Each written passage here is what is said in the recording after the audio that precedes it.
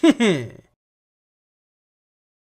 guys, welcome to the Go Mango Anime Cast. Tonight we'll be reviewing Darling in the FranXX Episode 10, The City of Eternity. I'm your host, Makotoa, and with me today we have...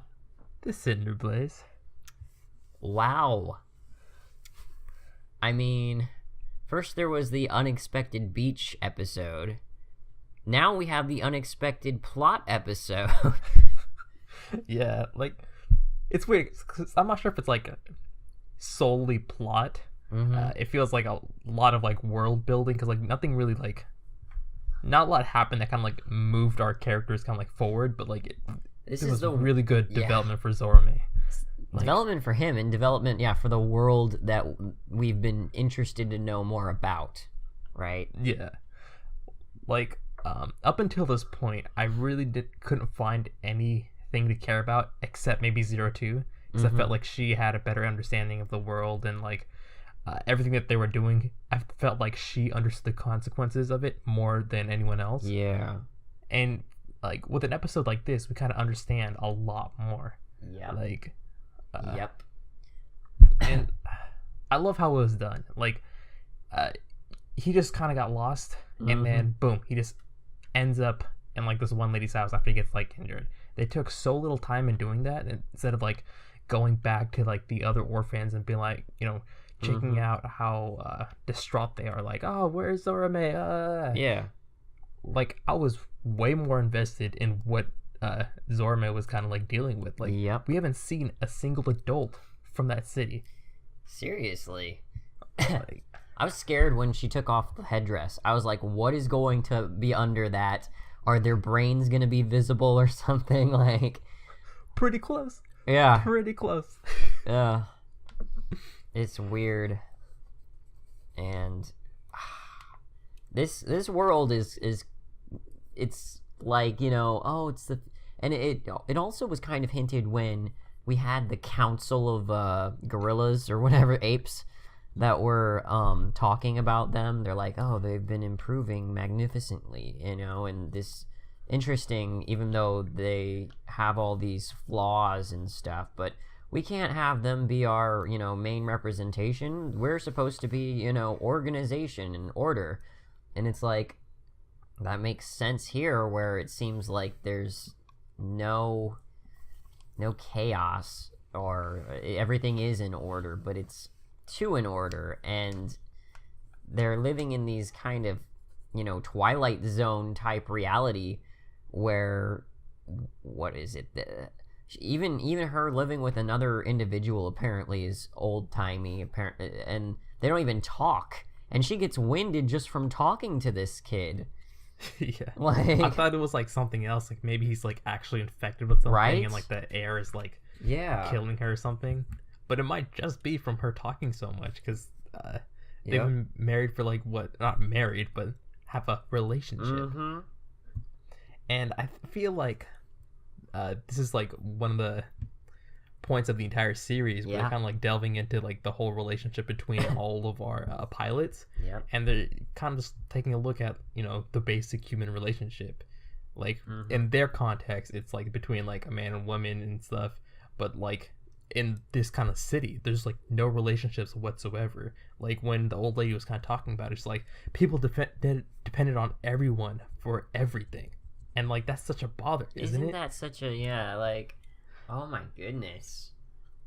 Yeah, so, like, I haven't watched too many anime like that, so it's really nice to kind of, like, see this take on that kind of, like, not dystopian world. It's kind of utopian, but it's utopian, but it's still technically dystopian, because we've got, like, the regular world seems to be in shambles, right? But they've created their dystopias in these little pockets. It's weird. Yeah, definitely. Like, what'd you think about what was it, that one scene where she goes and, like, shows Zorome her partner, and he's kind of just, like, in the happiness chamber, and he has the creepiest smile. He does. Oh my gosh. I thought she was, like, reacting because she actually felt like it was messed up, but she kind of just has accepted it. But no, she's just tired. But, like, yeah, that was really creepy. And I love Zorome just kind of represents everything that we know to be true in our type of like world, where it's like, yeah, I've got a crush on this girl and she's annoying, but you know, she's pretty when she keeps her mouth out. Like he was a typical boy, and he's got his angst, and he's like, yeah, I want to grow up and be an adult so I can live in this city. And you know, wait, you know, you don't talk to your partner? Like, wait, what do you guys do? You know, like that kind of, he was so confused because, and that's I mean, we empathize with that because we're so confused. We're in the same boat, right?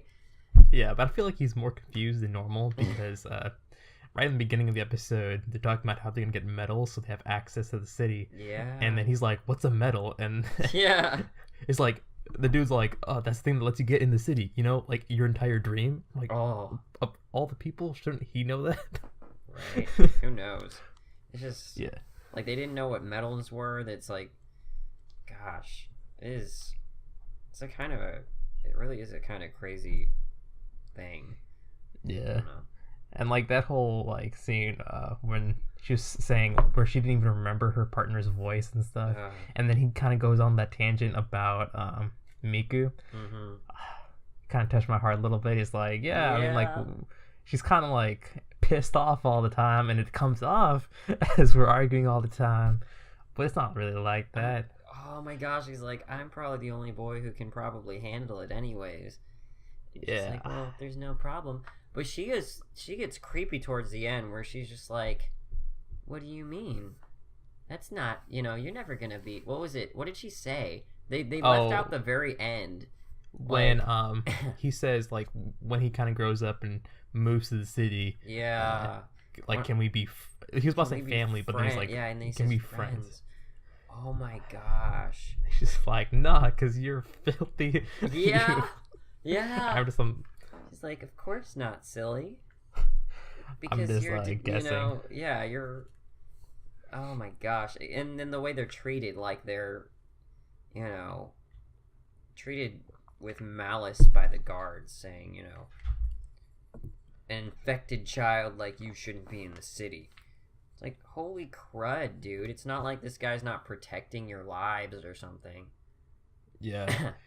You would think that, but like I feel like it's a bit more than that, especially since like the second he came in there, like she already knew who he was. Yeah, like he had his like ID number and everything. That's right, she already knew. Yeah, creepy number, by the way. I'm pretty sure I've seen it like a couple times before, but I was like, right. Whatever. I mean, someone's got to have that number. I'm surprised it wasn't like a final boss or anything. Yeah. It's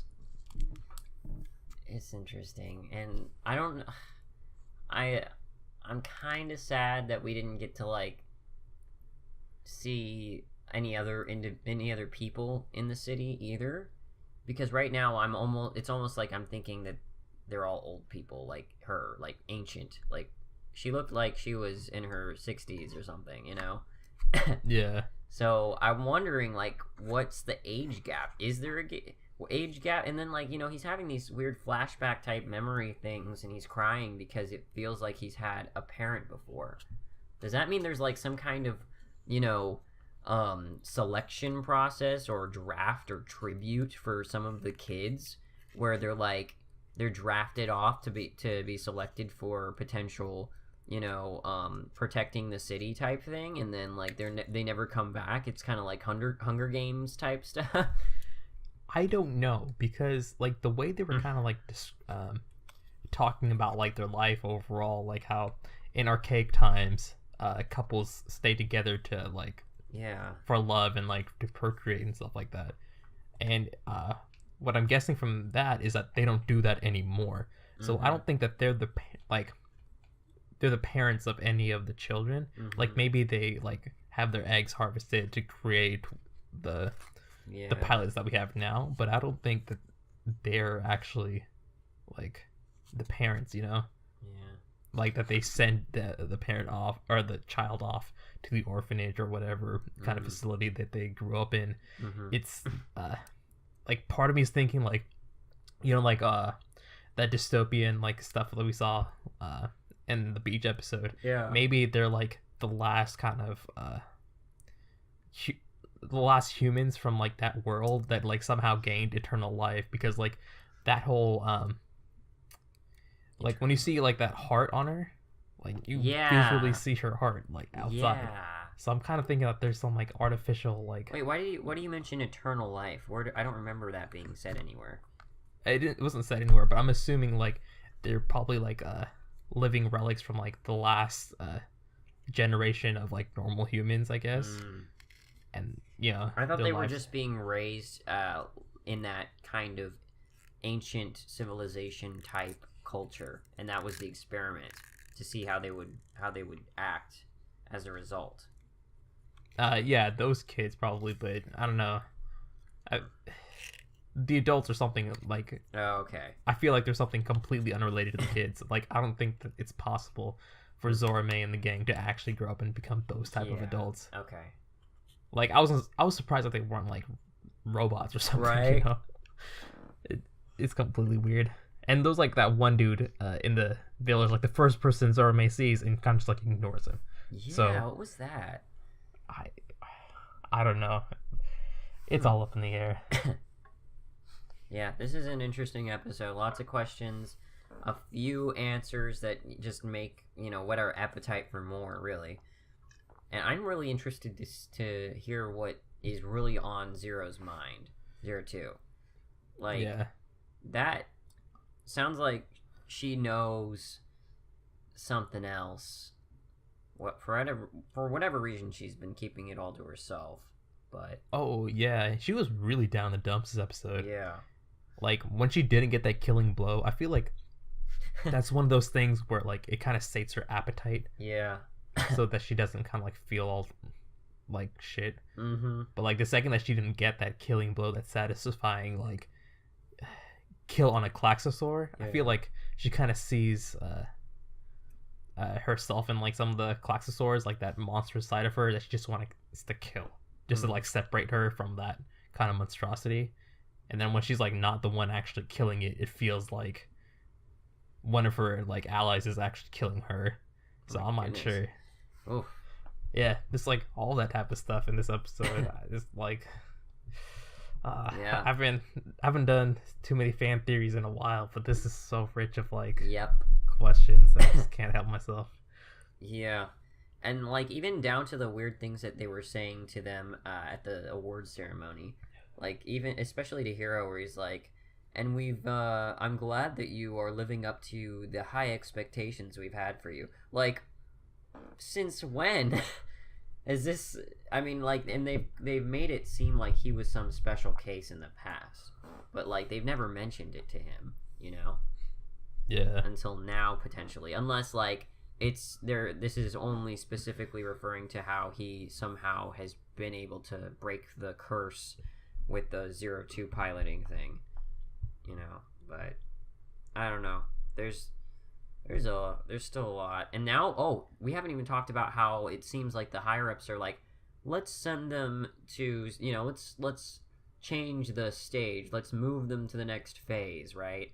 Where it seems that they plan to put them in a place with even more dangerous Klaxosaur things. Yeah, like let's move them on to the next level. Oh my gosh. Dicey, man. I hope nobody dies, but I hope Zorame doesn't die, because he still has like a lot of that stuff that he kind of like learned. Yeah. Like that kind of protects him, but it also doesn't. Like because he has that extra knowledge of the city, he can easily be killed. Just for that. Well, here's the thing. I hate that at the end of the episode he's like, yeah, and then I eventually forgot about that old lady. And all of it. Like, what? I don't like that. I hope he remembers later on in a, like, more, significant way that reminds him, but... Yeah, I was thinking that, like, it could possibly be his mother, but, like, that's a bit too far-fetched. Yeah. I think a more plausible person would be the person at the award ceremony that refused to shake his hand, but that could also just be him kind of, like, being reminded of that like interaction where like he trying to like extend his hand to the old lady that he met, and she kind of like retracted back, which is like the same thing that happened in the rewards ceremony. So he kind of just associated the two. Yeah, where they just, oh my gosh, he's like, congratulations, you should be very proud, and then he's like, thank you very much, sir, and he wouldn't even touch him. It's like, you are a second-rate citizen, only being used. That's really sucky. Honestly, I have this hope that by the end of this series, we just see the kids just rebel and just, let the entire infrastructure go down and burn, like, and just try and start a new civilization. Yeah, that would be really interesting. Mm-hmm. I mean, What's-Her-Face has a book about babies, so I think they're good. They know what to do. Just kidding. But yeah, GG. Yeah, I mean, I think that's about like it for this episode. Yeah, like, whew, it's easily my favorite episode of the entire series. Right. But yeah, it's like we're ramping up. Hopefully, keep up the trend. I mean, the apes told us that we're ramping up. Yeah, because we're moving up the next level. Yep. Like, hopefully, a Klaxosaur can actually damage the suits now. That's what I'm hoping for, honestly. Seriously. Okay, any last thoughts? Are we good? Nah, I'm good. Okay, I think that wraps it about up for us. Like the video if you enjoyed our talk. Comment with your theories on what you think is going to happen, or what, who you think this old lady is, if she's anybody significant, or what you think. There's so much theory craft that can be made from this episode alone, right? Yeah. And subscribe if you want to hear from us each week on this and other anime we're reviewing. But I guess that does it for us. See you guys next time. Alright, see ya.